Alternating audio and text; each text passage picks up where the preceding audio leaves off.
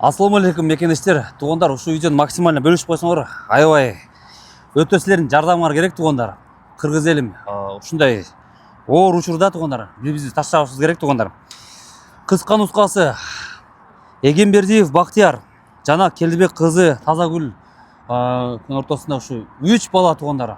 Недоношенный болуп, азыр төрөлүп, Москвада срочный операция керек экен туғандар. 6 айлыкка жетпей, 27-нделе. Эгембердиев Бактияр деген атасы болот туғандар. Ошо Бактиярдын бул жак өзүнүн досу болот экен. Өзү келе албай туғандар, алар аябай бул больницадан бул больницага чуркап жүрүшүп туғандар. Мына досу келген биякачы. 25-нчи ассаламу алейкум кыргыз элим.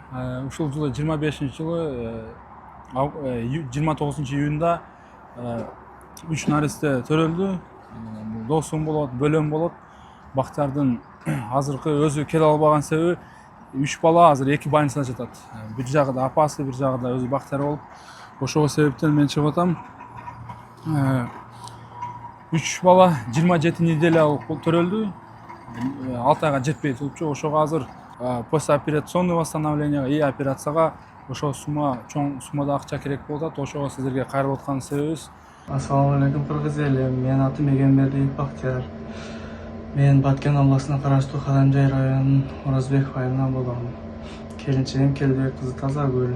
Экөөбүз могу жылдын 29 июнда Москва шаарында 3 уулду болдук. Ошо уулдарыбыздын экинчиси башына кан кетип гидросефалия оорусуна кабылды.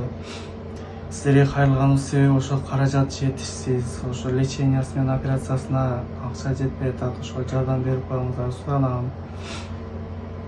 Бизден кайтпаса Аллахымдан кайтсын. Алла разы болсун сиздерден.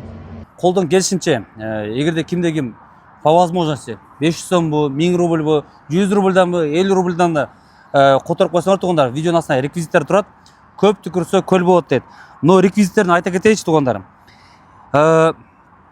Тиньков жана Сбербанк Эгембердиев Бактияр деп чыгат тугандар. Бул атасы, анан апасы Келдибек кызы Тазагүл. Сбербанк, Тиньков видеонун астына телефон номери турат тугандар. Телефон номерлерин да айта кетем азыр.